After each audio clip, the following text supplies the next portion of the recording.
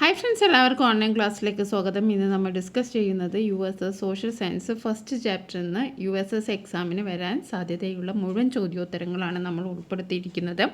നിങ്ങൾ ആദ്യമായിട്ടാണ് ഈ ചാനൽ കാണുന്നതെങ്കിൽ സബ്സ്ക്രൈബ് ചെയ്ത് സപ്പോർട്ട് ചെയ്യാനും നിങ്ങളുടെ US എഴുതുന്ന കൂട്ടുകാർക്ക് ഷെയർ ചെയ്ത് കൊടുക്കാനും മറക്കരുത്. അപ്പോൾ നമുക്ക് ചോദ്യങ്ങൾ നോക്കാം. Who build the red fort in Delhi? Delhi red fort ആരാണ് നിർമ്മിച്ചത്? 4 ഓപ്ഷൻസ് ഉണ്ട്. അക്ബർ, ഷാജഹാൻ, ഔറംഗസേബ്, ബാബർ. അപ്പോൾ നമുക്കറിയാം ഷാജഹാനാണ് റെഡ് ഫോർട്ട് നിർമ്മിച്ചത്. ഡൽഹിയിലുള്ള റെഡ് ഫോർട്ട് നിർമ്മിച്ചത് ആരാണ്? ഷാജഹാൻ. ഓപ്ഷൻ ബി ആണ് ശരിയായ ഉത്തരം. രണ്ടാമത്തെ ചോദ്യം നോക്കാം. Which Mughal emperor is credited with building of Taj Mahal? ഇപ്പോൾ നമ്മൾ പറഞ്ഞു റെഡ് ഫോർട്ട് ഷാജഹാനാണ്. താജ് മഹൽ ആരാണ് നിർമ്മിച്ചത്? ഓപ്ഷൻ അക്ബർ, ഷാജഹാൻ, ഔറംഗസേബ്, ബാബർ. അപ്പോൾ ആരാണ് താജ്മഹൽ നിർമ്മിച്ചത്? ഷാജഹാനാണ് താജ്മഹലും നിർമ്മിച്ചത്. മൂന്നാമത്തെ ചോദ്യം. What was the name of the Mughal empires capital city during Akbar rain? അക്ബറുടെ ഭരണകാലത്ത് മുഗൾ എംപയറിൻ്റെ ക്യാപിറ്റൽ സിറ്റി തലസ്ഥാന നഗരം ഏതായിരുന്നു? 4 ഓപ്ഷനാണ് ഇവിടെ തന്നിരിക്കുന്നത്. ആഗ്ര, ഡൽഹി, ഫത്തേപൂർ സിക്രി, ലാഹോർ. അപ്പോൾ എന്താണ് answer? Fatehpur Sikri. Okay. Next question. Where was the capital city of Vijayanagara empire located? Vijayanagaram, നമ്മൾ ഈ ചാപ്റ്ററിൽ 2 സാമ്രാജ്യത്തെക്കുറിച്ചാണ് പഠിക്കുന്നത്. ഒന്ന് മുഗളും ഒന്ന് വിജയനഗര സാമ്രാജ്യവും. അതിൽ വിജയനഗര സാമ്രാജ്യത്തിൻ്റെ ക്യാപിറ്റൽ സിറ്റി ഏതായിരുന്നു എന്നാണ് ചോദ്യം. 4 ഓപ്ഷൻസ് തന്നിട്ടുണ്ട്. ഹംപി, വിജയവാഡ, ബാംഗ്ലൂർ, മൈസൂർ. അപ്പോൾ നമുക്കറിയാം ആൻസർ എന്താണ്? ഹംപിയാണ്. എന്താണ് വിജയനഗര ക്യാപിറ്റൽ സിറ്റി ഏതാണ്? ഹംപിയാണ്. ഇനി next question. Which dynasty ruled the Vijayanagara empire? ഇപ്പം വിജയനഗര എംപയർ ഭരിച്ച ഡൈനാസ്റ്റികൾ ഏതൊക്കെയാണെന്നാണ് 4 ഓപ്ഷൻസ് തന്നിട്ടുണ്ട്. സംഗമ, സലുവ, തുളുവ, അരവിഡോ. അപ്പോൾ നമുക്ക് എന്തെഴുതാം? സംഗമ എന്നെഴുതാം. ഇനി അടുത്തത്. What was the name of the famous temple built during Vijayanagara empire? അപ്പം വിജയനഗര എംപയർ സാമ്രാജ്യകാലത്ത് ഒരുപാട് ടെമ്പിൾസ് നിർമ്മാണം നടന്നിട്ടുണ്ട്. അതിൽ 4 ഇവിടെ തന്നിട്ടുണ്ട്. Virupaksha, Vittala temple, Hazara Rama temple, all of the above. അപ്പോൾ നമ്മുടെ ആൻസർ എന്താണ്? ഓൾ ഓഫ് ദ എബോവ് ആണ്. ഇത് 3 വിജയനഗര എംപയർ ആ കാലഘട്ടത്ത് നിർമ്മിക്കപ്പെട്ട പ്രശസ്തമായ ക്ഷേത്രങ്ങളാണ്. Okay. Virupaksha, Vittala temple, Hazara Rama temple. Okay. അപ്പോൾ 3 വിജയനഗര സാമ്രാജ്യകാലത്ത് ഉണ്ടാക്കിയ ക്ഷേത്രങ്ങളാണ്. ഇനി അടുത്ത ക്വസ്റ്റ്യൻ നോക്കാം. Who established the Mughal rule in 1526? 1526 Mughal ഭരണം സ്ഥാപിതമായത്. അത് ആരാണ് സ്ഥാപിച്ചത്? ഹുമയൂൺ, അക്ബർ, ബാബർ, ഔറംഗസേബ്. 4 ഓപ്ഷൻസ് തന്നിട്ടുണ്ട്. ശരിയായ ഉത്തരം എന്താണ്? ബാബറാണ്. പാനിപ്പറ്റ് യുദ്ധത്തിലൂടെയാണ് ബാബർ മുഗൾ സാമ്രാജ്യം പിടിച്ചടക്കിയത്. അദ്ദേഹം ആരെയാണ് പരാജയപ്പെടുത്തിയത്? ഇബ്രാഹിം ലോധിയെയാണ് പരാജയപ്പെടുത്തിയത്. നെക്സ്റ്റ് ക്വസ്റ്റ്യൻ എന്താ നോക്കാം. How long did Mughals rule India? അപ്പം മുഗൾമാർ കുറേ കാലം ഇന്ത്യ ഭരിച്ചു. അത് എത്ര കാലമായിരുന്നു എന്നാണ് അടുത്ത ചോദ്യം. 100 ഇയേഴ്സ്, 200 ഇയേഴ്സ്, 300 ഇയേഴ്സ്, 331 ഇയേഴ്സ്. ശരിയായ ഓപ്ഷൻ ഡി ആണ്. 331 ഇയേഴ്സ് ആണ്. 331 വർഷം മുഗളന്മാർ ഇന്ത്യ ഭരിച്ചു. ഇനി അടുത്ത ക്വസ്റ്റ്യൻ നോക്കാം. Who was the Mughal ruler from 1556 to 1605? 1556 മുതൽ 1605 വരെ ഇന്ത്യ ഭരിച്ച മുഗൾ ഭരണാധികാരി ആരായിരുന്നു എന്നാണ് 4 ഓപ്ഷൻ തന്നിട്ടുണ്ട്. ഹുമയൂൺ, അക്ബർ, ജഹാംഗീർ, ഷാജഹാൻ. ശരിയായ ഉത്തരം എന്താണ്? അക്ബർ രാജാവാണ്. ഓക്കെ. ഇനി അടുത്ത. What was the capital city of Mughal empire? Mughal എംപയറുടെ ക്യാപിറ്റൽ സിറ്റി ഏതായിരുന്നു? ആഗ്ര, ഡൽഹി, ലാഹോർ, മുംബൈ. അപ്പോൾ ഇതിൽ ശരിയായ ഉത്തരം ഡൽഹിയാണ്. അപ്പോൾ നേരത്തെ നമ്മളൊരു ക്യാപിറ്റൽ സിറ്റി ഫത്തേപൂർ സിക്രിയെ പറ്റി പറഞ്ഞു. അത് എപ്പോഴാണ്? അത് അക്ബർ രാജാവിൻ്റെ കാലഘട്ടത്തിൽ മാത്രമാണ് ക്യാപിറ്റൽ സിറ്റി ആയത്. അല്ലാത്ത സമയത്തൊക്കെ ഡൽഹി തന്നെയായിരുന്നു. Next question. During whose reign did the Mughal kingdom reach its largest extent? ഇപ്പോൾ ആരുടെ ഭരണകാലത്താണ് മുഗൾ സാമ്രാജ്യം കൂടുതൽ വിശാലമായത്? കുറേ പ്രദേശങ്ങൾ പിന്നെ പിടിച്ചടക്കിയതും അതേപോലെ തന്നെ മുഗൾ സാമ്രാജ്യം വളരെ വലിയൊരു സാമ്രാജ്യമായി ഇന്ത്യയിലെ എല്ലാ ഭാഗത്തേക്കും വ്യാപിച്ചത് ഏത് രാജാവിൻ്റെ കാലഘട്ടത്തായിരുന്നു എന്നാണ് ചോദ്യം. 4 ഓപ്ഷൻസ് തന്നിട്ടുണ്ട്. അക്ബർ, ജഹാംഗീർ, ഷാജഹാൻ, ഔറംഗസേബ്. ഇവയെല്ലാം മുഗൾ സാമ്രാജ്യത്തുണ്ടായ പ്രബലന്മാരായ ഭരണാധികാരികളാണ്. അതിൽ ഔറംഗസേബിൻ്റെ കാലത്താണ് കൂടുതൽ എക്സ്റ്റെൻറ്റിലേക്ക് മുഗൾ എംപയർ പോയത്. അപ്പോൾ നമുക്ക് ആരെ പേരെഴുതാം? ഔറംഗസേബിൻ്റെ പേരെഴുതാം. What is the origin of the term Mughal? Mughal എന്ന പദത്തിൻ്റെ അർത്ഥം എന്താണ്? Derived from Mongol empire, derived from Turkish rule Timur, derived from the term Mongol, derived from the Lodhi dynasty. അപ്പോൾ ശരിയായ ഉത്തരം ഓപ്ഷൻ സി ആണ്, derived from the term Mongol. Next question നോക്കാം. Who fought against Ibrahim Lodhi in the first battle of Panipat? ഇപ്പോൾ first battle of Panipat 1526ലാണ് നടന്നത്. ആ ഒരു സംഭവത്തിൽ ആരായിരുന്നു ഇബ്രാഹിം ലോധിയുമായിട്ട് യുദ്ധത്തിൽ ഏർപ്പെട്ടത്? ബാബർ, അക്ബർ, ഹുമയൂൺ, ഷാജഹാൻ. ആരായിരുന്നു? ബാബറാണ്. ഓക്കെ, ഇനി അടുത്ത what can be inferred about Akbar's rules from obituary note? അപ്പോൾ നമ്മൾ ആ ടെക്സ്റ്റ് ബുക്കിൽ കുറച്ച് നോട്ട്സൊക്കെ ഓരോരുത്തർ എഴുതി പഠിക്കുന്നുണ്ട്. ആ ഒബിച്വറി നോട്ടിൽ നിന്ന് നമുക്ക് എന്താണ് അക്ബറിൻ്റെ ഭരണത്തെക്കുറിച്ച് മനസ്സിലാവുന്നത്? He was a cruel and unjust ruler. He was powerful ruler and loved by his friends. He was weak and inefficient ruler. He was a ruler who discriminated against other religions.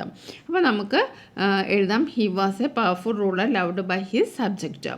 Next അടുത്ത question നോക്കാം. Which countries did the Mughal empire extend its rule to?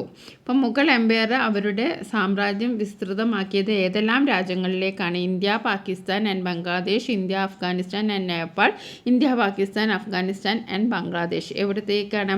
അവരെല്ലാ സ്ഥലത്തേക്കും. All of the above ആണ് ഇതിൻ്റെ ശരിയായ ഉത്തരം. ഇനി അടുത്തത്, how vast the Mughal kingdom? എത്രത്തോളം വലിപ്പമുണ്ടായിരുന്നു, അല്ലെങ്കിൽ എത്രത്തോളം വിശാലമായിരുന്നു മുഗൾ കിങ്ഡം എന്നാണ് ചോദിച്ചിരിക്കുന്നത്. 4 ഓപ്ഷൻസ് തന്നിട്ടുണ്ട്. Limited to present day India, spread across present day India and neighboring countries, limited to North India, spread across the entire Asian continent. അപ്പോൾ ശരിയായ ഉത്തരം ബി ആണ്, spread across present day India and neighbouring countries. ഇന്നത്തെ ഇന്ത്യയും അതേപോലെ തന്നെ നമ്മുടെ അയൽ രാജ്യങ്ങളിലേക്ക് മുഗൾ സാമ്രാജ്യം വിസ്തൃതമായിരുന്നു. ഇനി അടുത്ത, who was the Mughal ruler in 1707? 1707 ആരായിരുന്നു റൂളർ? അക്ബറാണോ, ഷാജഹാനാണോ, ജഹാംഗീറാണോ, ഔറംഗസേബാണോ? അപ്പോൾ ശരിയായ ഉത്തരം ആരാണ്? ഔറംഗസേബാണ്. Next question, what was the name of the building constructed by Akbar in 1575 for religious discussion? മതപരമായ കാര്യങ്ങൾ ചർച്ച ചെയ്യാൻ വേണ്ടി അക്ബർ ഒരു ബിൽഡിംഗ് സ്ഥാപിച്ചു. അത് 1575 അതിൻ്റെ പേരെന്താണ്? ഇബാദത്ത് ഖാന, ഫത്തേപൂർ സിക്രി, ദിൻ ഇലാഹി, സുൽഹുൽ കുൽ. ഏതാണ്? ഇബാദത്ത് ഖാനയാണ് ശരിയായ ഉത്തരം. What was the core of Akbar's visionary religions? Din Ilahi. അപ്പോൾ അക്ബർ സ്ഥാപിച്ച മതമാണ് ദിൻ ഇലാഹി. അപ്പോൾ അതിൻ്റെ ഒരു വിഷൻ എന്തായിരുന്നു?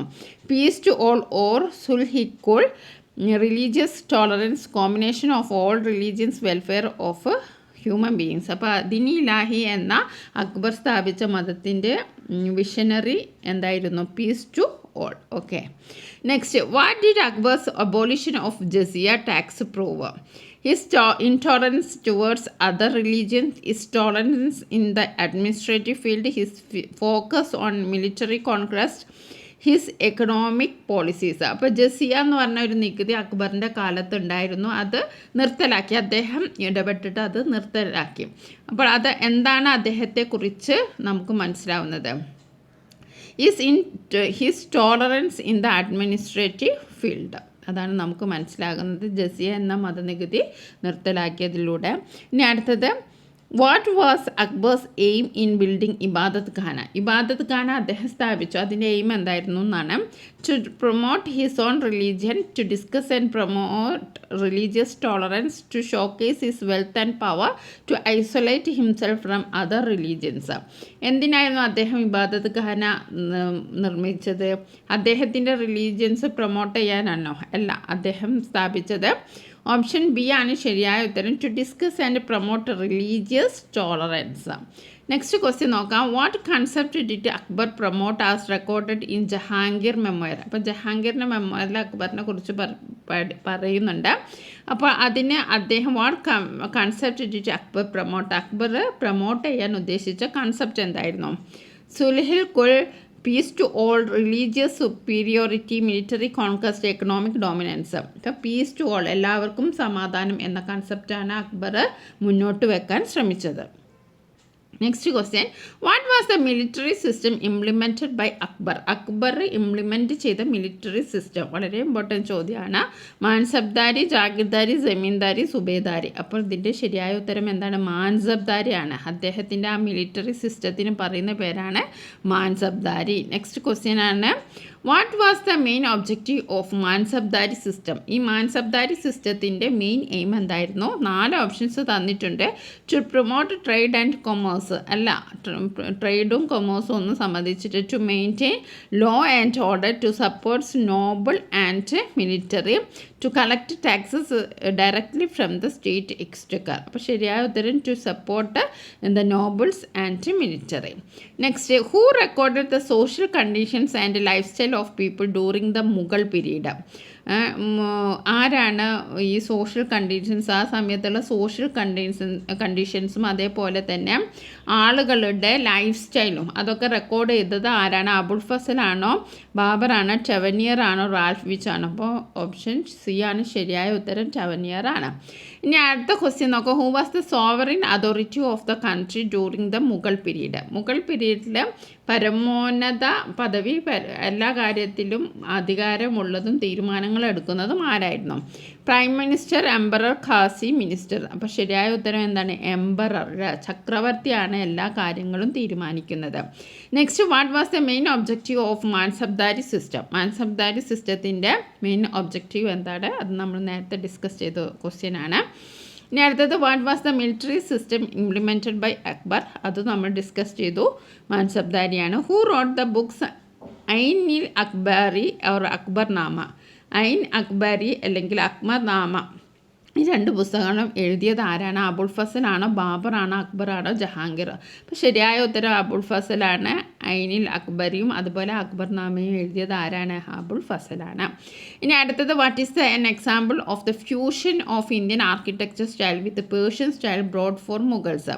അപ്പോൾ ഫ്യൂഷൻ സ്റ്റൈലിൽ, അതായത് ഇന്ത്യൻ ആർക്കിടെക്ചറും അതേപോലെ പേർഷ്യൻ സ്റ്റൈലിലെ ആർക്കിടെക്ചറും കമ്പൈൻ ചെയ്തുണ്ടാക്കിയിട്ടുള്ള ആ ഒരു ഫ്യൂഷന് ഉദാഹരണമായിട്ടുള്ള ഏതാണെന്ന്? റെഡ് ഫോർട്ടാണോ, താജ്മഹലാണോ, ആഗ്രയാണോ, ഓൾ ഓഫ് ദ എബോവ് ആണ്? അപ്പോൾ ഓൾ ഓഫ് ദ എബോവ് ആണ്. റെഡ് ഫോർട്ടും താജ്മഹലും ആഗ്ര ഫോർട്ടും എല്ലാം ഒരു സ്റ്റൈലിൽ മാത്രം നിർമ്മിച്ച കെട്ടിടങ്ങളല്ല.